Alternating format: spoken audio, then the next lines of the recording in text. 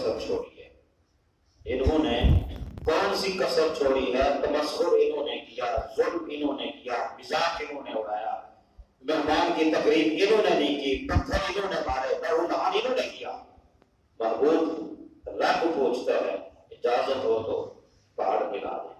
لیکن آقا علیہ الصلوۃ والسلام کی شفقت اور مہربانی، حضور نے ہاتھ اٹھائے، اللہم اہد قومی فانہم لا یعلمون.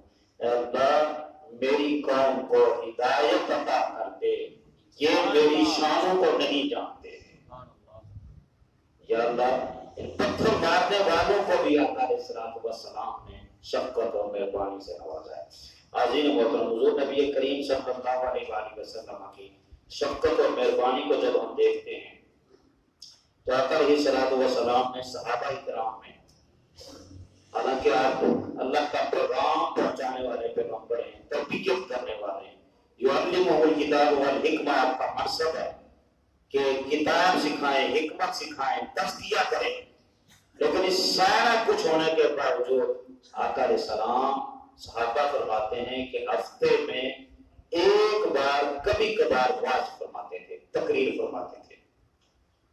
اور اس حالانکہ روز فرما سکتے تھے، لیکن ایک دن واعظ فرمانے کی وجہ حضور یہ بیان فرماتے کہ میں اس لیے بار بار تقریر نہیں کرتا ہوں کہ شاید تمہاری طبیعتوں پر گراں گزرے، شاید تمہارے مزاجوں پر بوجھ بنے، تمہارے لیے مشکل بنے. اس لیے میں روز تقریر نہیں کرتا ہوں، ہفتے میں کبھی کبھار ایک بار واعظ کر دیتا. دیکھیں کتنی امت کا خیال ہے حضور اعلیٰ صلی اللہ علیہ وآلہ وسلم کو. پھر نبی کریم صلی اللہ علیہ وآلہ وسلم جب مدینہ طیبہ کی کچی مسجد میں، مسجد نبوی شریف میں، آپ کی نماز بھی کیا نماز ہوتی تھی کہ حضور نماز پڑھتے تو رب کائنات جنت بھی سامنے سجا دیتا. حضور نماز پڑھتے تو رب کائنات کعبہ بھی سامنے سجا دیتا.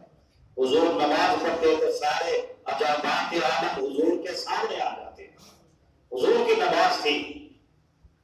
لیکن آقا نماز کی امامت پر، منصب امامت پر فائز ہوتے اور قریب کے محلوں میں کسی بچے کے رونے کی آواز آتی، آقا علیہ السلام کی شفقت اور مہربانی گوارا نہ کرتی، آپ نماز کو مختصر کرنا دیتے ان بچوں کے لیے اور ان بچوں کا شفقت فرمانے کے لیے نماز مختصر کر دیا کرتے تھے. یہ میرے رسول صلی اللہ علیہ وآلہ وسلم کی شفقت اور مہربانی تھی. پھر آقا علیہ الصلوۃ والسلام باوجود یہ کہ آج آپ دیکھ لیں کیا ہو رہا ہے انٹرنیشنل لیول پر، اور ان کو دیکھا دیکھی ہمارے مسلمان بھی پروٹوکول آفیسر بندی کیے جاتے ہیں. ہر وزیر اعظم کے ساتھ پروٹوکول آفیسر، صدر کے ساتھ پروٹوکول آفیسر، وزیر اعلیٰ سی ایم کے ساتھ پروٹوکول آفیسر، اور بہت سارے لوگ، ایک پوری لوگوں کی لائن پیدل چلتی ہے، گاڑی کا ڈور کھولنے والا اور وغیرہ وغیرہ وغیرہ. لیکن کیا کمال آقا کی شفقت اور مہربانی ہے کہ میرے رسول صلی اللہ علیہ وآلہ وسلم آپ نے شفقت دیکھیں. کبھی بھی آقا علیہ الصلوۃ والسلام سوار ہوئے ہوں اور آپ کے ساتھ کبھی کوئی پیادل چلا ہو، آقا علیہ السلام نے کبھی کسی کو پیادل ساتھ چلنے نہیں دیا. سبحان اللہ. فرمایا یا میرے ساتھ سوار ہو جاؤ یا دوسری سواری پر سوار ہو جاؤ. یہ رسول پاک صلی اللہ علیہ وسلم پسند نہیں کرتے ہیں کہ اللہ کا پیغمبر سواری پر سوار ہو اور کوئی ساتھ پیادل پیادل چل رہا ہو. یہ حضور کی شفقت تھی لوگوں پر کہ آقا علیہ الصلوۃ والسلام اپنی ذات کے لیے تکلف کو بھی پسند نہیں فرماتے تھے. اور حضور کی شفقت اور مہربانی کا عالم یہ کہ آقا علیہ الصلوۃ والسلام مدینہ طیبہ میں جب جلوہ افروز ہوتے صحابہ کرام کے جرمٹ میں، تو باہر سے جو آنے والا ہوتا اس کو پہچان نہ ہوتی کہ پیغمبر کون ہے اور پیغمبر کے صحابہ کون. آپ ٹیک لگا کر نہ بیٹھتے، آپ پاؤں پھیلا کر نہ بیٹھتے، آپ امتیازی مسند اپنے لیے پسند نہ فرماتے. جس طرح کا کھانا وہ کھاتے حضور انہی کے ساتھ کھا لیتے. اور کمال کی بات تو یہ ہے کہ آقا علیہ الصلوۃ والسلام کے صحابہ میں دائیں بائیں جب کہیں کوئی غلام بیٹھ کر کھانا کھاتے رسول صلی اللہ علیہ وسلم باقی لوگوں کو چھوڑ کر علیہ السلام غلاموں کے ساتھ بیٹھ کر کھانا برابر فرمایا کرتے. یہ شفقت ہے حضور کی، یہ مہربانی ہے. اور اسی کو دیکھا دیکھی اگر آپ دیکھتے ہیں تو شام کے اندر ایک اللہ کے ولی جب ان کے لیے ایک دسترخوان بچھایا گیا اور لوگ اپنے سر پر برتن اٹھا کر لا رہے ہیں، ایک مخصوص بنتی ہے، کھانا ہم نے رکھا اور انتظار میں کھڑے ہو گئے. اس نیک اللہ والے نے پوچھا کہ یہ کیا معاملہ ہے کہ جنہوں نے کھانا رکھا ہے یہ کھا کیوں نہیں گئے، یہ کھڑے کیوں ہو گئے؟ انہوں نے بتایا کہ ہمارا دستور یہ ہے کہ مہمانوں کے سامنے قیادی آ کر کھانا رکھتے ہیں، غلام آ کر کھانا رکھتے ہیں اور خود کھانے کی انہیں اجازت نہیں ہے، چونکہ ان کا لباس نہیں یہ ہے وہ نفاست ہے. تو انہوں نے فرمایا کہ یہ تو میرے رسول کا طریقہ نہیں تھا. رسول کا طریقہ تو یہ ہے کہ جو کھانا بنایا اسے بھی کھانا کھلاؤ. کھانا جو پکانے والا ہے اس کا بھی حصہ وہ کھائے بھی تھوڑا سا، زیادہ نہیں، کچھ نہ کچھ تو کھائے. تو میں برتن اٹھا دو، جب تک یہ ہمارے ساتھ جب تک ہاتھ پر نہیں آئیں گے تب تک ہم بھی نہیں کھائیں گے. اور ان قیدیوں کو، ان غلاموں کو اللہ کے ولی کے آستانے پر اس دسترخوان پر جب بٹھایا گیا، جب انہوں نے کھانا کھایا، پھر نان مسلم غیر مسلم یہ جو کھانا کھا رہے تھے ادھر آنکھوں سے آنسو جاری تھے. کہا جس نبی کی یہ تعلیمات ہے کہ جہاں پر بڑا وڈیرا اور چھوٹا سارے برابر ہو جاتے ہیں، جہاں پر شاہ و گدا برابر ہو جاتے ہیں، جہاں پر حاکم و محکوم برابر ہو جاتے ہیں، جہاں پر امیر و غریب برابر ہو جاتے ہیں، وہ دین دین حق ہے. اور اسی دین کو مانتے ہوئے آج ہم بھی اعلان کرتے ہیں کہ ہمیں بھی کلمہ پڑھایا جائے اور ہم بھی دائرہ اسلام میں داخل ہو. صاحبان جی وقار یہ میرے رسول کی شفقت کا اثر تھا. حضور نبی کریم صلی اللہ علیہ وآلہ وسلم جب لوگوں کا وصال ہوتا، امیر بھی وصال کر جاتے، غریب بھی کرتے، اور آقا علیہ الصلوۃ والسلام جب غریب کی باری آتی، مقروض ہوتا، قرض نہیں اتار سکتا، تو رسول پاک صلی اللہ علیہ وسلم کی شفقت اور مہربانی فرماتے کہ اس غریب کی طرف سے قرض ہم اٹھا رہے تھے، اس کا قرض کا ذمہ میں محمد مصطفیٰ اپنے سر لے رہا. ہماری یہ گفتگو کا موضوع چلتا رہے گا. آپ کو پتہ ہے کہ ہماری یہ مسجد زیر تعمیر ہے، واش روموں کا کام جاری ہے، کافی سارا کام ہو بھی چکا ہے. بہت سارے لوگوں کو مسجد میں وضو کرنے کے حوالے سے مسائل ہیں، بوڑھے بزرگ مسافر، تو یہ اس بات کا تقاضا کرتا ہے کہ یہ جلدی جلدی کام ہو جائے، لوگوں کے لیے وضو کے لیے آسانی پیدا ہو. تو ابھی اس کے لیے اس کی باتھ روموں کے دروازوں کے لیے اور ٹائلوں کے لیے لگ بھگ 5-6 لاکھ روپے ابھی بھی چاہیے. آپ لوگ اگر بڑھ چڑھ کر تعاون کریں، اپنے پیاروں کی توجہ ادھر دلائیں، تو یہ نیکی کا کام ہے، دور رس رہنے والا کام ہے. آپ ختموں پہ، نیازوں پہ پیسے لگاتے ہو، ان کی طرف سے سال ثواب آپ یہاں پر کر سکتے ہو، ان کی طرف سے یہ نیکی کا کام کر سکتے ہو. اللہ قبول فرمائے. صاحب جی وقار حضور نبی کریم صلی اللہ علیہ وسلم کی شفقت اور مہربانی کا عالم یہ کہ آقا کی مجلس میں غیبت کا گزر نہیں ہوتا تھا. ہم تو پورا پورا دن بازاروں میں دکانوں پر غیبت کرنے میں گزارتے تھے. اور جی چائے پی جاؤ اور چائے پینے کے بہانے 5-10 دوسروں کو سنا دی غیبت.